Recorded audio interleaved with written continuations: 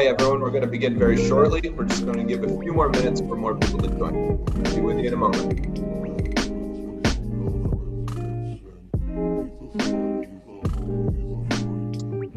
Hi everyone, we're going to begin very shortly. We're just going to give a few more minutes for more people to join.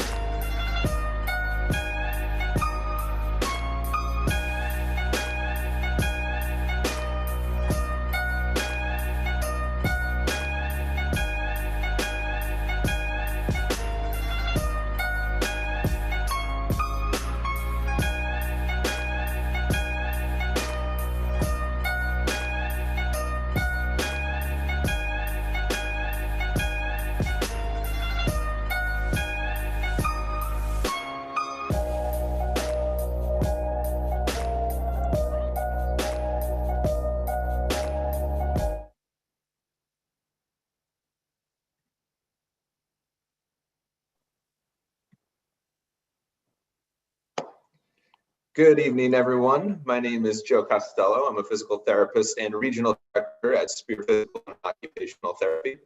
I'd like to welcome all of those of you who have attended one of our webinars before, as well as welcome those who are joining us for the first time. Thank you all for choosing to spend the next hour or so with us. We know there are much bigger things going on right now, and we appreciate you taking the time to learn with us today. For those of you who don't know who we are, Spear is a private outpatient practice that has been around for over 20 years, and we currently have 20 locations throughout the New York City metro area. We have continued to offer in-person care throughout the COVID-19 pandemic, and we are strategically going above and beyond the CDC guidelines to ensure the safety and well-being of everyone within our clinics. For more detailed information on safety measures we're taking, please feel free to visit our website at spearcenter.com. We've also launched Spear Live for those who are looking to stay in and receive care from the comfort of their home. This gives you the opportunity to receive physical or occupational therapy treatment through our telehealth platform from any device. We're here for you in whichever way makes you feel comfortable. If you're looking for individualized care, please reach out to us at your convenience. We'd be happy to set up an appointment for you right away. We're here with you today because the season's changed, so do sports. As it's getting colder, you may be moving your recreational or athletic activities inside to maybe tennis, squash, or even racquetball. This topic is really a passion for our two therapists today, and it's been created specifically for you and what they commonly see in the clinic. We are coming to you live from our own homes. We don't anticipate any technical issues today, but please be patient with us as we navigate through this, this new technology. As part of our session, we will be demonstrating some exercises, and we really look forward to you following along and participating.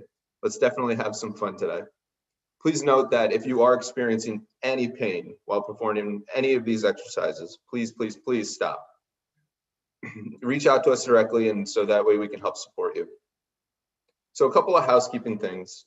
Throughout the webinar, we want to hear from you. If you have any questions, please feel free to let us know your thoughts in the Q&A feature below.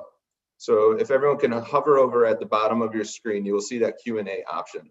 This is where you can put your questions, and we will do our best to address any questions, as many as we can. If you put your questions in the chat feature, it may be very difficult for us to get to them during this webinar. Lastly, there will be times where multiple panelists are on the screen, majority of this presentation actually. So for the best viewing experience, please select the gallery view at the top right corner of your Zoom screen. So that way you can see all of the therapists at once, all of the presenters at once. For those of you who are watching through YouTube Live, we are monitoring the comments section there as well. So please feel free to type your questions in. All right, so let's go over the goals for today. The first one, we want to give the why behind racket sport injuries.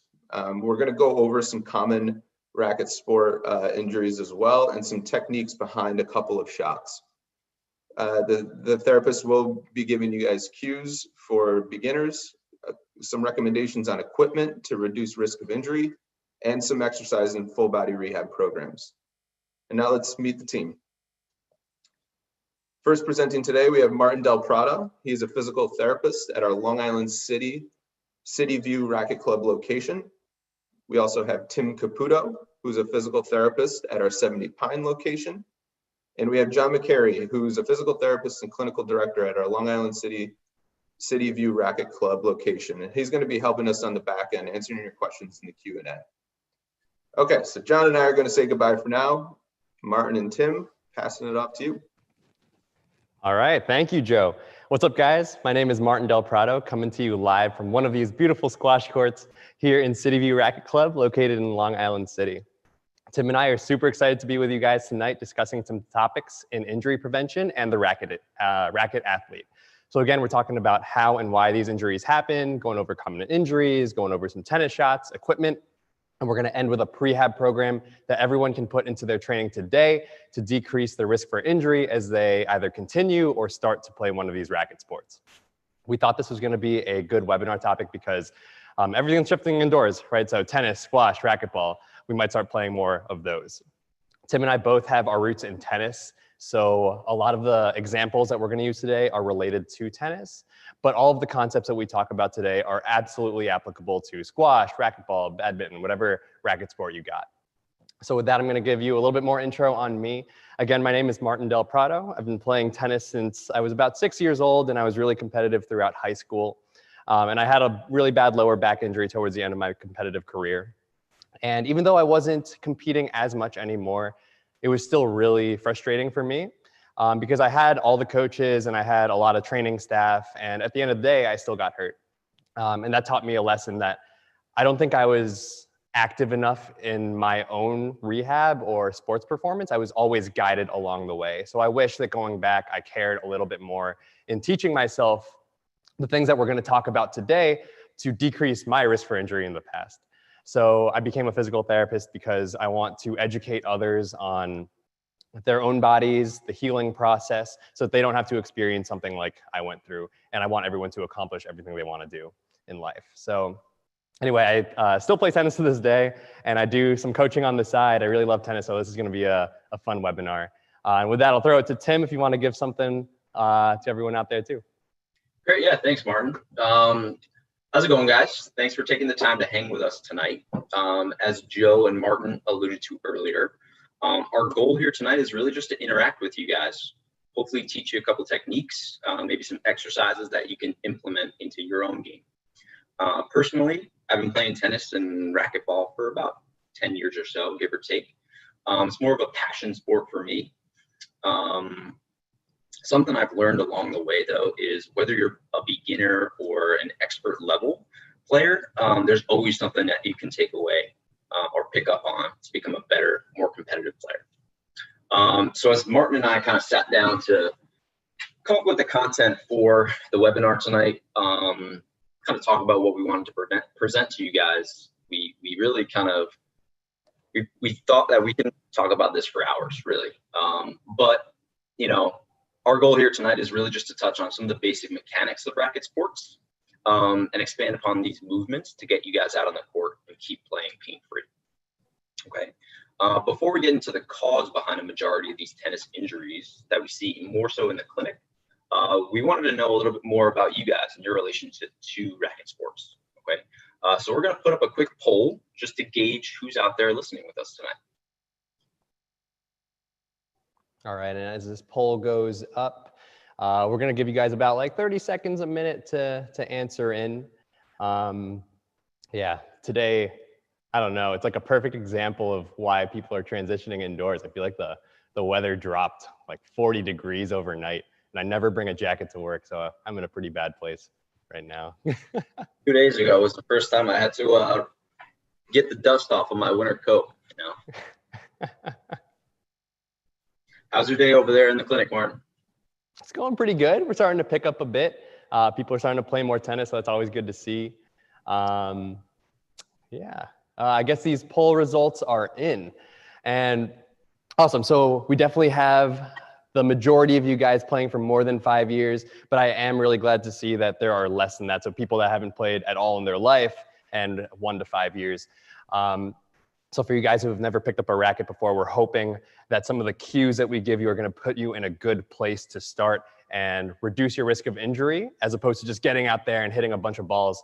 And for you guys who have been playing for 5+ years, you know, sometimes things just become so automatic that you don't know really what you're doing anymore. You don't really give it thought, and maybe you have a little bit of wrist or elbow pain and you don't understand why. So we're hoping that some of the concepts that we talk about today will shine a light on that. So with that, we're going to start with the how and why, and Tim's going to throw us off with that. Cool. So yeah, I wanted to start off by talking a little bit about some of the most common tennis related injuries that we see in the clinic. But before we get into these injuries, it's important to understand the why these injuries happen in the first place. So I wanted to introduce a concept known as regional interdependence. All right. So this term describes the symbiotic relationship between one body part and another body part when trying to accomplish a task. Okay. In our case tonight, swinging a racket. So it's a concept that explains why an impairment at the ankle could be directly related to an injury at the shoulder or the elbow. Even though these two body parts are so far apart from each other, if the ankle is not performing the way it should be, you may be putting the shoulder or the elbow at increased risk due to overcompensation, right? So if a muscle tissue is asked to perform at the level that it's designed for, this is where tissue breakdown starts and injury will soon follow, okay? So later on in the webinar, we're gonna be breaking down a couple of these shots, forehands, backhands, serves, more in an effort to help you prevent these injuries from even happening in the first place. Martin, you wanna add anything to that kind of concept that we went over there? Yeah, definitely. I'm really glad you brought up regional interdependence in the first place. If there's any concept that anyone takes away from the webinar today, it is this, regional interdependence. It's super important to us as physical therapists because it's how we find the reason for pain, but it's also really important in sports performance as well, right? If the body doesn't, or rather our body moves as a unit. So if our body isn't and one body part isn't working with the rest of it, we tend to either play worse or get hurt. So in the past, I'm sure if you played sports and you're swinging like a baseball bat or a tennis racket, no one ever tells you to say like, swing as hard with your arm as you possibly can, right? It's always kind of work with the legs. There's a kinetic chain. You drive that power through your upper body. So just to hammer home this point, an example that I use in the clinic for regional interdependence to make my patients understand it is the concept of a factory. So let's just say we have 10 workers in a factory and 2 of those workers are sick. They call in sick and they don't come in. So of course there are 8 workers in a 10-man factory, and for a while they can get the job done, right? It's like when your coworkers call out for work and you can pick up their slack for a little bit, but if they do that for a week, right, you're gonna start to burn out, right? You don't wanna be doing their work all the time. So as we relate that to the body, right, those 8 workers can get the job done, but over a while, they're the ones to burn out, not the original 2 people that got sick, right? So in, let's say, an open stance forehand. So when we're hitting an open stance forehand, we're gonna be facing the net, and there's that unit turn, right? So we have a lot of hip rotation. And let's just say that we don't have a lot of that hip rotation. Our body's gonna find it elsewhere. It's gonna compensate. Where is it gonna find it? The closest body parts to it. So maybe the knee, maybe your back, and our backs weren't meant to rotate like that. So now the back's trying to rotate like that. We have back pain when the back wasn't even the problem to begin with. It was really the hip. So that's one of the more common injuries in tennis is low back pain, especially on hard courts. And it's probably because these people don't have great strength or mobility in the hips, but they have low back pain, right? Yeah, it's a great point, Martin. Another very common one that we do see in the clinic is impingement at the shoulder. Very commonly due to lack of mobility at the thoracic spine, okay?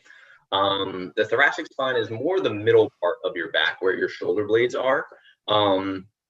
Two kind of separate areas, but directly related to one another. And I kind of want to demonstrate this one with you guys. So let's do a quick demo at home as well. So you guys have an idea of what this feels like, okay? So wherever you guys are, if you're on a couch, in a chair, just want you to scoot towards the front part of that chair, okay? Just adjust here.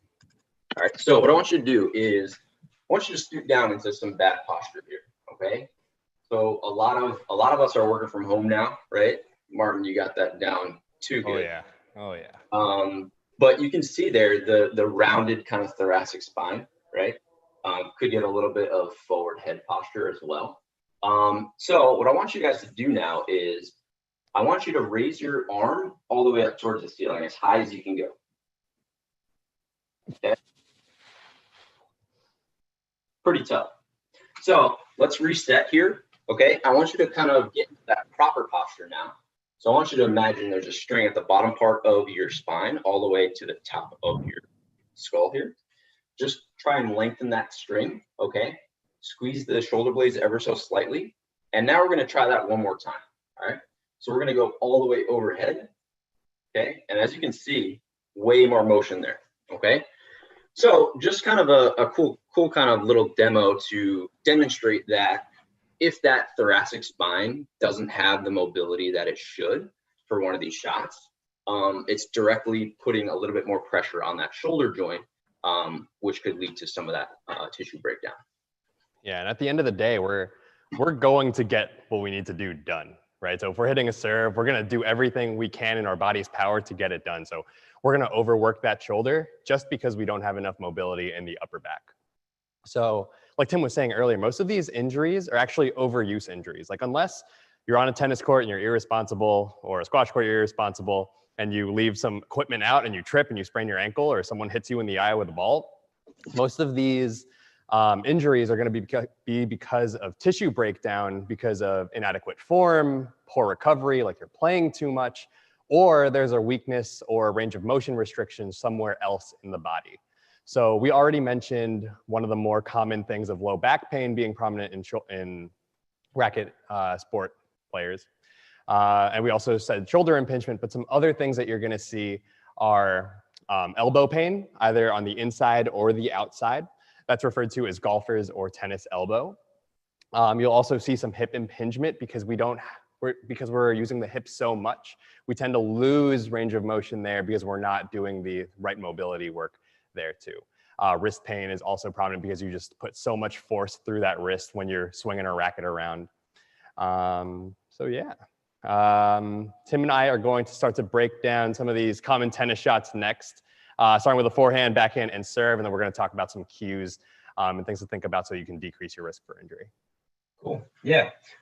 So we're going to be specifically talking about forehand, backhand, and serve, as Martin just kind of touched on. I'm going to be kind of breaking down some of the more basic concepts, okay? We're going to be going through, grip, stance, racket path, and then ball contact for each of those shots. And then Martin's going to kind of break down some of the cues and some of these common injuries that you might see for each of these shots. Okay. All right. So let's kind of talk through the forehand real quick. So I'm just going to kind of angle my camera down here. So let's talk grip first.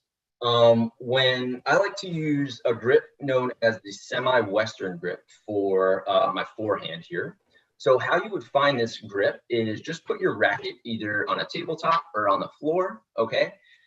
You're gonna use the webbing of your hand, okay? So that little V right there, that's gonna go right on top of the bottom part of your grip, okay?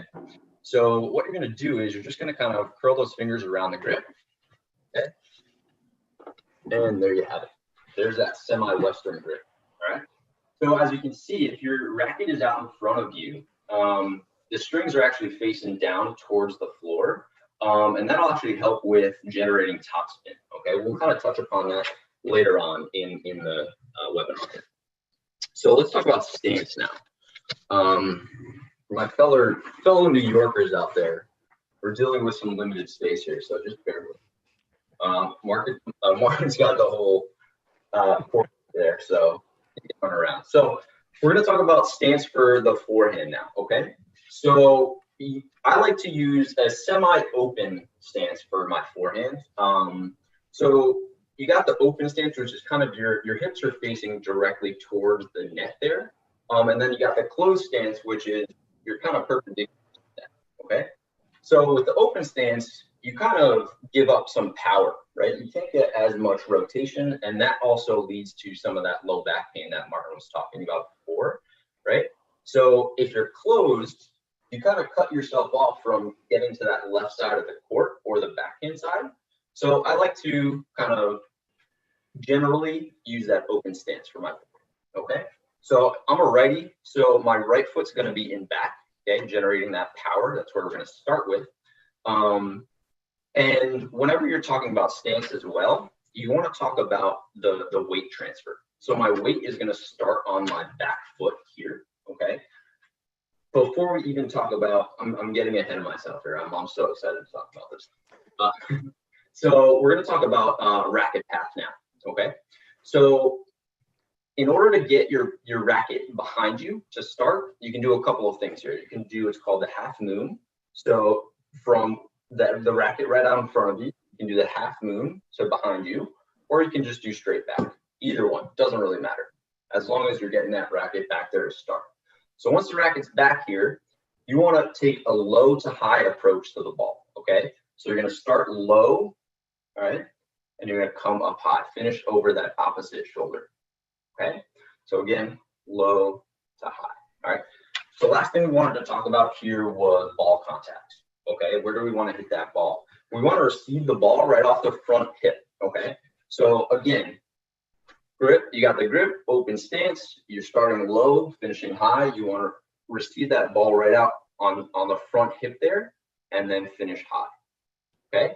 Martin, you want to add some stuff to the forehand? Yeah, definitely. So with injuries on this forehand side, you're actually going to see most of them in the hitting arm. So wrist, elbow, shoulder. And some of the reasons why this happens in the first place is because, one, when people hear tennis and like people hitting really hard and they watch people hitting like 130-mile-an-hour serves, they think like grip it, rip it, because we all say that. But the bad thing about that is if you grip your tennis racket really, really tight and then you go ahead and swing a racket, the best analogy for that is like using like an al dente noodle to whip something or a hard noodle to whip something. So one, if you were to whip like your friend with an al dente noodle, one, does it break? Probably not, because it's nice and loose. Two, it'll probably hurt more because it has that nice whip and momentum to it. If you hit them with a hard, uncooked noodle, right, not only will the noodle break, which is pretty funny considering we're talking about injuries, but it's probably not going to hurt them as much, right? So the first thing you want to think about for a forehand when you pick up a racket is loose grip. You only want to hold your racket as tight as you need to hit your shots. The second thing is what your wrist is doing when you're actually hitting the shot. So beginners, when they try to hit a shot, they actually go into this wrist flexion position. So it's kind of like cocking the wrist forward like that. And then they try to hit it because they think this is an effective way to do it. But When you do that, that's when you get tennis elbow, because all of these structures on the back of the forearm are getting stretched, and they don't like that. For the more advanced player, golfer's elbow or tendonitis on the inside of the elbow is actually more prominent because it's more of an overuse injury. So maybe you're not recovering enough, maybe you're using the wrong equipment, or maybe there is a form breakdown somewhere else. Are they using your hips or using your core and your scapular muscles too? The last thing about the forehand is that you might have pain in the front of the shoulder because this is a very aggressive action, right? So we're stretching all of these frontal shoulder structures, and then we use it to swing. So if you do that too quickly or these don't have the mobility to do so, then you might have some pain in the front of the shoulder too. Cool, thanks, Martin. Let's kind of transition into the backhand now, okay? So for the backhand, we have a two-handed backhand versus a one-handed backhand, okay? I'm actually gonna dive deeper into the two-handed backhand right now. So let's talk about grip first, all right? So we talked about that semi-Western grip for the forehand. Now, I was using my dominant hand as a righty for the forehand. For the backhand, we're actually going to use that same grip, so the semi-Western, only in the non-dominant hand, okay? So non-dominant hand is actually going to slide up the grip a little bit, and that V-shaped web is going to kind of go towards the top part of that grip. Again, fingers are going to kind of play around the grip. And then your dominant hand is actually just going to kind of come right under your non-dominant hand and greet it with a handshake, okay? So there you have your grip, okay? Again, you want those strings facing a little bit down towards the court. Why? Because we want to be able to generate that top spin, okay? All right, let's talk about stance for the backhand now. So for the backhand, as opposed to the forehand, we want to be a little bit more closed, all right? So the reason for that is since you have your two hands on your racket here, if we were kind of having that open stance, right, you'd have a tough time getting that dominant hand behind you, right? And the amount of torque and kind of rotation required, again, at that lumbar spine, it's just going to lead to future injury, okay? So you're going to close yourself off a little bit, kind of perpendicular to the net, okay? And again, we want to talk about that racket path next. Very similar to the forehand. You want to start low, okay? Finish high. Got it? And again, we want that ball contact to come right off of that front hip. So putting all those together, stance is going to come a little bit more closed, starting low, finishing high over that dominant shoulder. Okay. Martin, take us through a couple more specifics there. Yeah, definitely. So we just talked about the two-handed backhand. When it comes to injuries, right, tennis elbow got its name because of the one-handed backhand. So that's when we are kind of having our hand on the front of the racket, we're sliding straight down, and then people are hitting with one hand here. And because it's only one hand on the non-dominant side of our body, those extensor muscles fire a lot, and it's not in a very great advantageous position either. So you do that a lot, and over time you start to get that tennis elbow. So that's one thing that you'll see there. One way you can avoid that, look at your contact point, which I should have talked about earlier in the forehand too, is you should make sure your contact point is sound. And I say that because if you make contact too far away, really close to your body, you're just asking for extra forces to go from the ball to your racket, to your hand, to your shoulder, and it doesn't feel good. So keeping your head still while you hit a backhand to make proper contact is going to be very, very important. What you see with injuries too, especially with novice players, people who haven't played much, is a non-dominant wrist injury. So for me, my left hand, when it's trying to power through here, instead of leaning your body weight forward and transitioning forward to get power, we tend to flick the wrist a lot like that. And for someone who hasn't done that often, that wrist does not enjoy that. Because it is on the other side of the body too, contact is a little closer. We tend to not make as good contact on this side of our body too. So making sure we have a still head, we're transitioning forward, not compensating, is how we avoid those. And like you said earlier, With a two-handed backhand, because we have two hands on the racket, our reach is less, right? So the forehand, we can really reach to this side we can't as much. And when we reach for a ball like that, we're just putting our body in a bad position and our back needs to fire a lot more. So if you have lower back pain with a two-handed backhand when you hit, maybe you have to work on your footwork a little bit to get closer to the ball so you can hit a proper shot. With that being said, I'm gonna move into the serve. And to be honest, the serve is really complicated. That could be a webinar topic in itself. So we thought that it'd be a better idea to just go over some of the basic cues for beginners if they pick up a racket for the first time, so that they put themselves in a good position and not develop bad habits.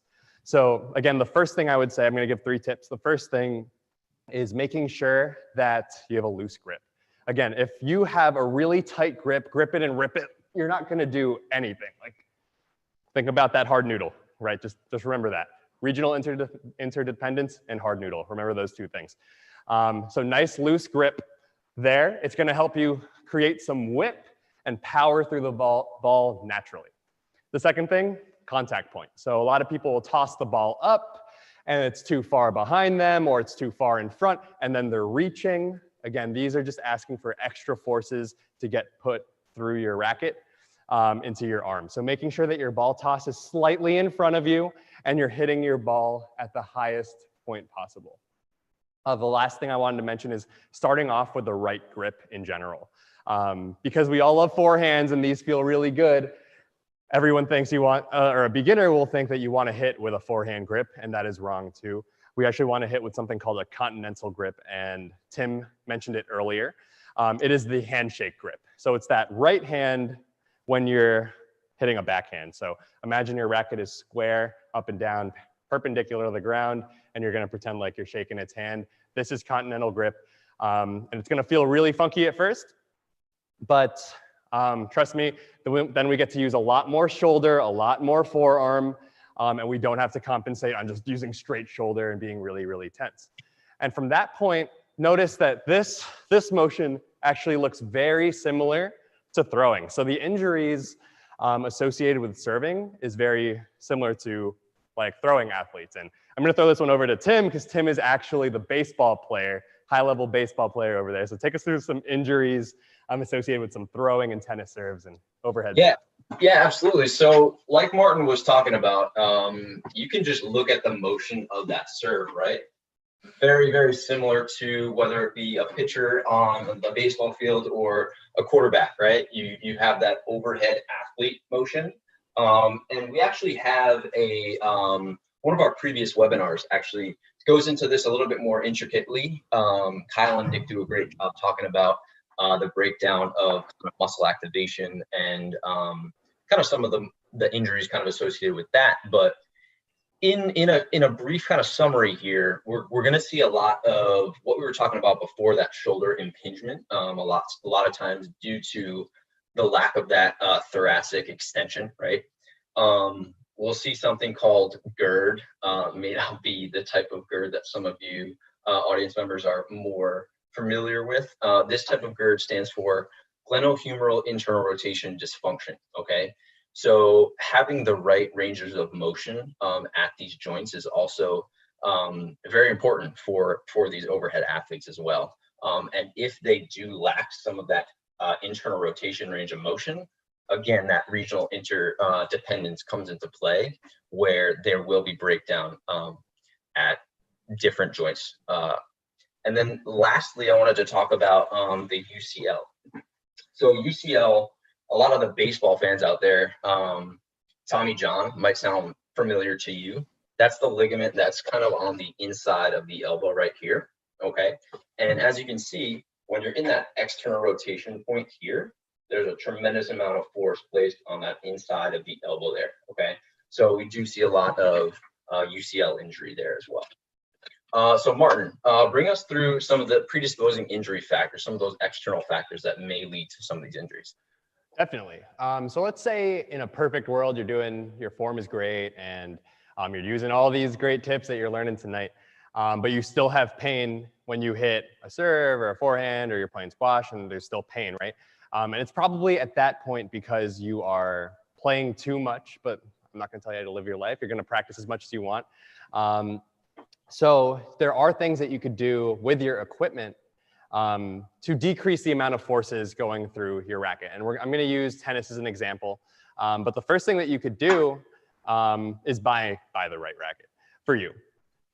Tennis rackets come in a bunch of shapes and sizes. And when I say that, the head size is different, so they're going to be smaller ones, bigger ones. The weight's going to be different. The grip sizes will be different. So generally speaking, the heaviest racket that you can handle and swing well without a break in form is the one that you want. And the reason being is a ball isn't going to make as much vibration through a heavier racket. So when the ball hits like not in the sweet spot, it's not going to send as many forces down into your arm. Also, head size. The bigger the head, the bigger the sweet spot, the less force will go through your arm. The third thing you can do is get one of these little shock absorbers. You can put a rubber band on your strings, but that's the easiest, cheapest thing to do to get rid of some of the extra forces that go through your arm. And I guess the last thing, or two things I guess I'll talk about are strings.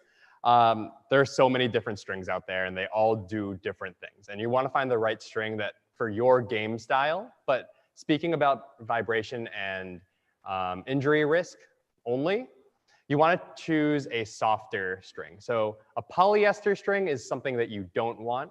A natural gut or a multi-filament string is going to be a lot more arm friendly. And the last thing, which I think is really easy too, is going to be choosing the right grip size. If the grip is too small, you're going to feel the need to grip it a little bit more. And then again, that leads to the golfer and the tennis elbow. So finding, or kind of same as the weight for a racket, you want to use the biggest grip that you can hold comfortably. And a good cue that you could use is if you're holding your tennis racket in your hand, make sure that there's one pinky's width away between that fleshy part on your thumb and the fingertip. So if there's one pinky there, that's a good size for you. Also throw on these over grips. Some of them are really tacky. They don't slip much, so you don't have to grip the racket as hard. So we're gonna move into some prehab stuff. I think Tim's gonna start us off with some upper body ideas, mobility and strength. So you wanna get rolling with that, Tim? Yeah, absolutely. So yeah, to finish off tonight, we wanted to leave you guys with a good routine to kind of, one, address your mobility, like Martin was saying, but also to address your strength, right? Because to be an athlete, you have to have both to be at the top of your game. So I'm going to go through some upper extremity, upper body stuff, and then Martin's going to tackle the lower body. All right. So first, let's start with some mobility techniques here. So we talked a lot about thoracic mobility here today. So I wanted to show you two techniques that you can do to just increase some of the mobility at the thoracic spine. Okay. So first off, I want to show you, you're going to need a chair that has a back to the chair that's a little bit lower than your shoulder blades here. Okay. So I'm going to show you from the side view here, where actually you're using the back part of the chair to actually block the lower spinal segments. Okay. So what you're going to do is your hands can either be across your chest here, give yourself a big hug, or they can be behind your head, whichever is more comfortable for you. Now, what you're going to do is with those lower segments being blocked, you're actually just going to kind of extend all the way over the back of that chair seat. Okay, hesitate, hold for a couple seconds, and then come on back. Okay, you're going to want to repeat this a couple times. The general rule of thumb, do about 10, and then take a little break. Okay. Again, this is working on that thoracic spine extension, very evident in that kind of overhead serve. Okay. Let's talk a little bit about kind of a rotational aspect of that thoracic spine next. So you're going to want to go grab a little room on the floor here. Perfect. All right. You want to throw something underneath your knees if you would like, just to protect your knees. And what you're going to be doing is you're going to start on all fours, just as Martin is doing right there. Okay. And what you're going to want to do is you're going to want to start by putting the side that you're going to rotate to, putting that hand behind your head. Okay. So this is your starting position here. And all you're going to do is you're going to rotate up towards the ceiling. Again, hold there for a second or two, and then come on back down. Okay. Again, you want to repeat this 10 or so times on the right, and then you're going to switch over to that left side. Okay. You want to make sure that you're hitting both sides as well. You don't want to be hypermobile on one side and then hypomobile on the other. All right. So let's talk a little bit more about the strengthening aspect of this upper body program. All right. So some of the muscles, and this is actually talked on a little bit more in that overhead athlete webinar that I was talking about before. But we want to make sure that the strength of our rotator cuff. So those are some of the most important muscles in the shoulder for us. And we want to make sure the strength of those muscles can kind of withstand the forces that hitting a tennis ball or hitting a squash ball can kind of require. So what I want to start with is we're going to be using some TheraBand here. So just some resistive band. You're going to start with your elbows at your side, okay? Your palms facing up. Now, I want you to keep your elbows pinned against your side here, all right? And I also want to talk about posture first before we even get into this. So again, what we were talking about before, make sure you're not in that stoop down kind of kyphotic posture there, okay? Make sure you're nice and upright. Again, pin those elbows on your side, and you're just going to bring your hands away from each other, okay? Notice that my elbows aren't coming off of my sides, right? So keep those elbows in nice and close and all the way down, okay? So that's, again, you're hitting your external rotators there. Very important muscles in both the forehand, again, in that overhead serve. They're going to be very important in the deceleration phase of that serve, okay? And the other one that I wanted to show is, this is for a little bit more of scapular control. And this is an exercise known as a row, okay? So what you can do for this, you can do a couple of things. I want you to find a nice sturdy pole, or else you just use your feet. So let me show you. Again, find a little spot on the ground. All right. You're just going to sit with your feet straight out in front of you. That band is going to go around your feet. Okay. Again, make sure that posture is nice and proper. And all you're going to do is you're going to start with those elbows extended out in front of you. I'll let Martin catch up here. Sorry, man. You're good. So those elbows are straight out in front, okay? And all you're going to do is you're going to squeeze those shoulder blades back and down, okay? And then you're going to pull in towards your chest, okay? A couple of things I want you to look out for here is if you are noticing that you have any type of anterior or front of the shoulder pain, you want to make sure that you're not kind of going way too far back, okay? So a nice cue for you would be just go until the elbow is in line with your rib cage. All right. So again, this one is more for that scapular control. All right, Martin, I'm going to turn it over to you. Bring us through a lower body program. Sure. So we're going to do something similar. We're going to work on mobility. We're also working on strength. So I don't have the proper setup here for the mobility exercises. So Tim is going to run us through those. So in order to do these 3 mobility exercises, you do need one of these thick mobility bands. They're pretty cheap on Amazon. If a non-off-brand one will be like $25, but get a nice thick one that you can't stretch too much. And the purpose of all of this mobility stuff with the band is to move the actual joint to help us access new ranges of motion, especially into rotation as well as extension. And the reason for that is, like I was saying earlier, you need a lot of rotation for these racket sports, right? If you don't have the rotation, boom, you might have some low back pain, knee pain, whatever it is. So the first one that we're going to talk about is improving rotation. So what I'm going to ask Tim to do is step inside of that band that he's setting up with whatever leg he wants to mobilize. So if he wants to do that right leg, he's going to put it in the right leg. He's going to step out slightly, and then that band should be pulling straight back. Perfect.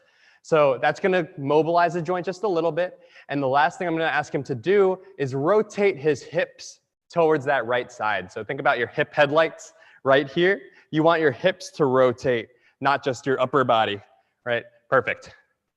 That's perfect, Tim. So we're getting more of that internal rotation of that hip, and that's going to help a lot with these racket sports to gain power. Okay, the next one is something called a frog mobilization. It's to get more of that flexion. And for this one, similar setup, he's going to have the right leg in that band. And he's going to pull it out slightly, but he's going to be on all fours.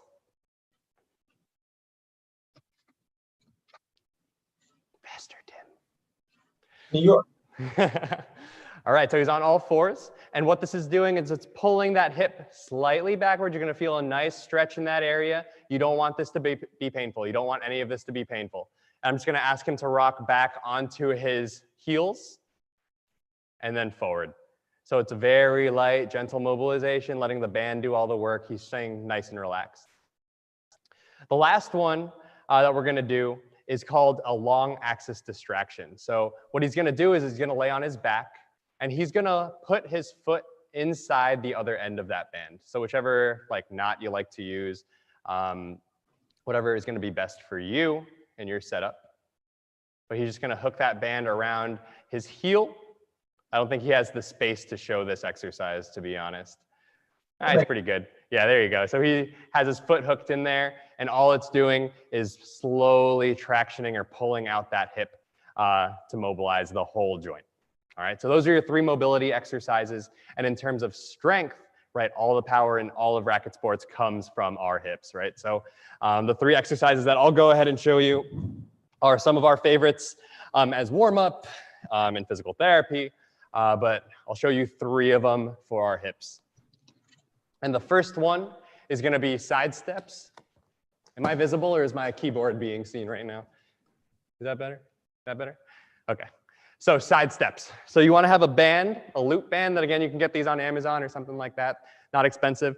And you just want to walk sideways, right? So you're keeping constant tension on the band. This is very relevant to a lot of the movements in racket sports, right? We're not just running forward, but we're also moving to the side. You can make this harder by going down your leg, something like this.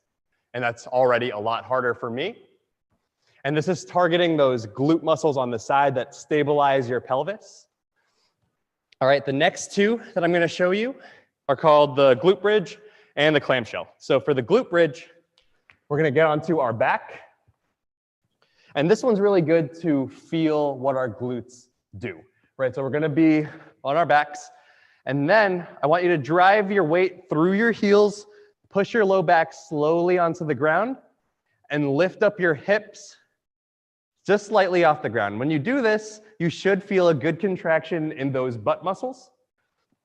Now you might feel that in your hamstrings, you might feel it in your lower back.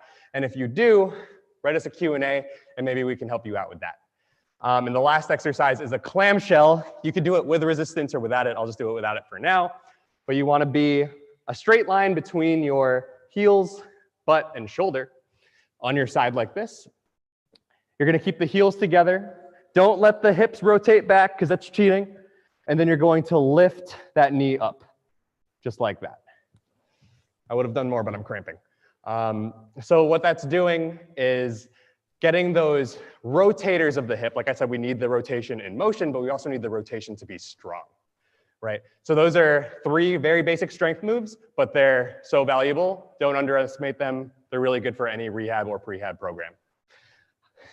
You want to throw anything else out there, Tim? Yeah, one more concept I wanted to just briefly touch on is we want to train like we play, right? So one thing that you want to do as well is you want to transition into more of a plyometric exercise program as well.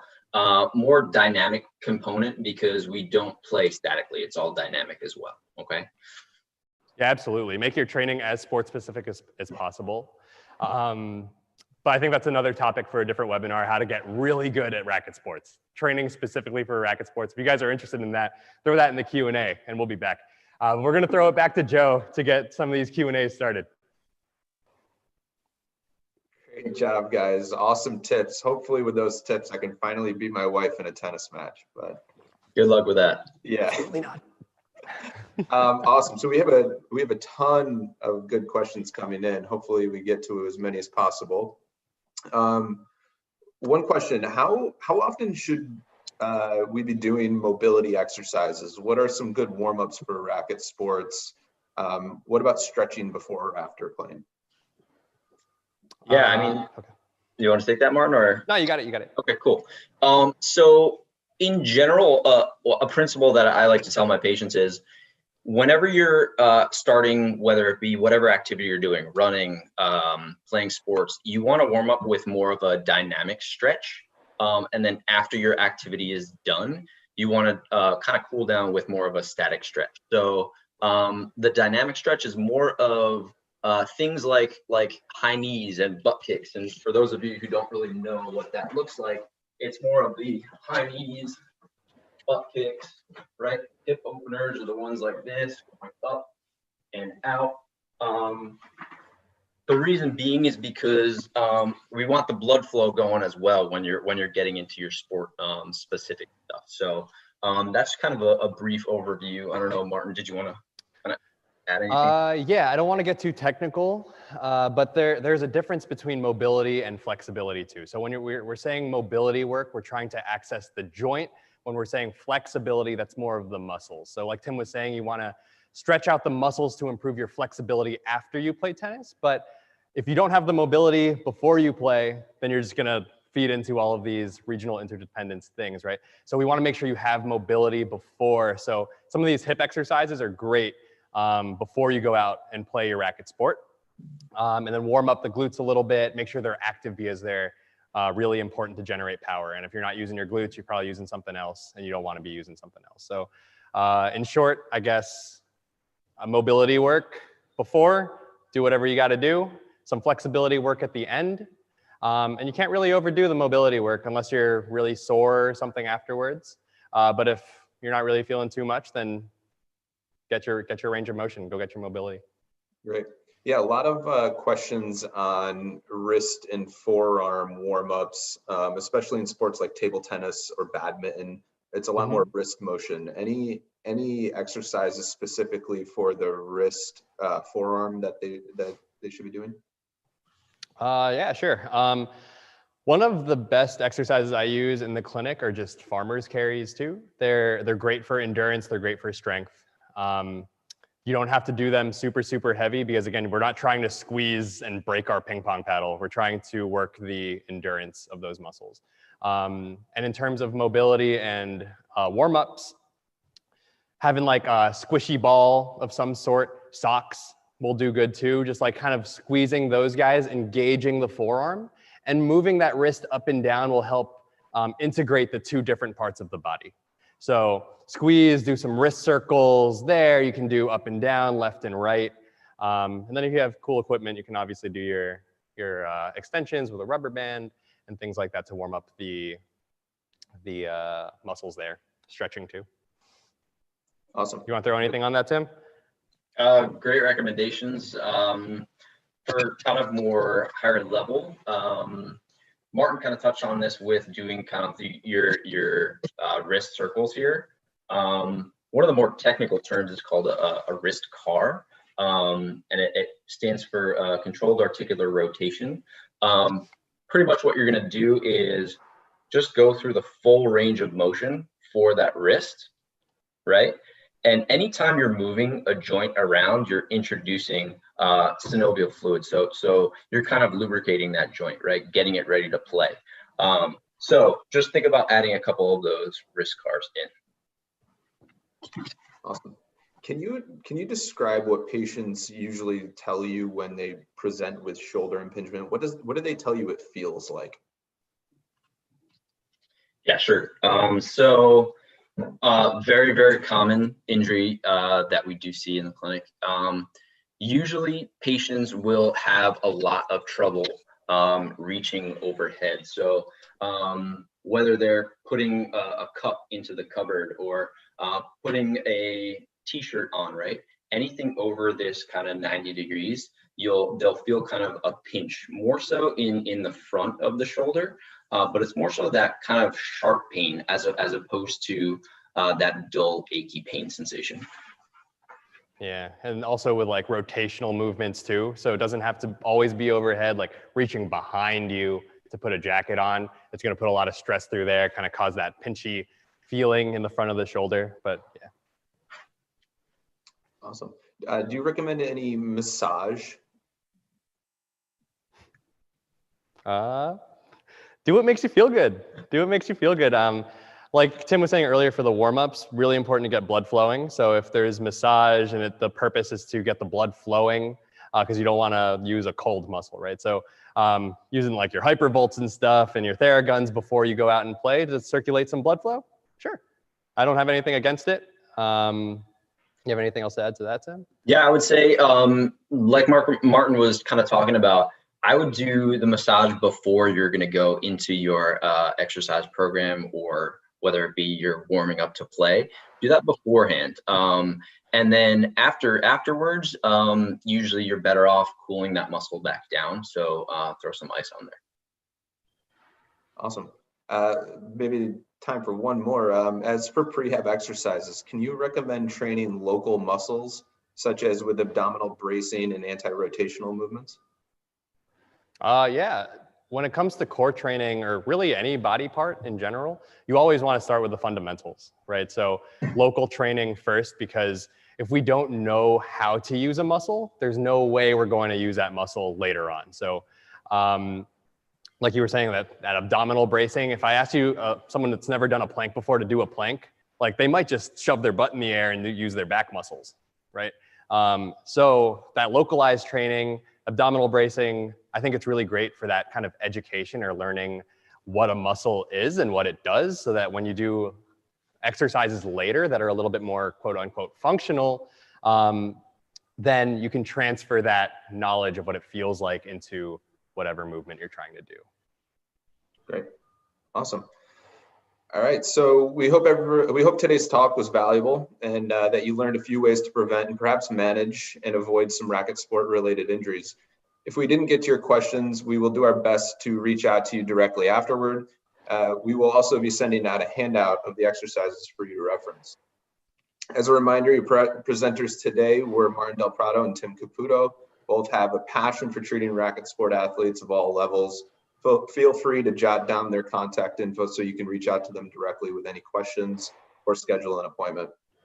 Our Q&A moderator was John McCary, who's a PT and CD clinical director at our Long Island City View Racquet Club. And I'm Joe Costello, one of our regional directors at Spear. Feel free to reach out to us as well with any questions. We'd be happy to facilitate getting you set up with one of our great therapists. At Spear, we treat an array of conditions from head to toe. And as a reminder, we are open for in-person visits as well as telehealth visits. Should you feel that you could benefit from some individualized guidance and treatment, please do not hesitate to reach out to us. We would personally coordinate you being set up with one of our team members for an evaluation. Lastly, at Spear, we will be continuing to host webinars in the upcoming months covering a variety of different topics, and we look forward to seeing you there. Please follow us on social media and/or check your inboxes to learn more about upcoming topics and the schedules. Thank you all very much for spending the time with us today. We hope you enjoyed the webinar, and we wish you all the best. Be well. Thank you. Take care, guys.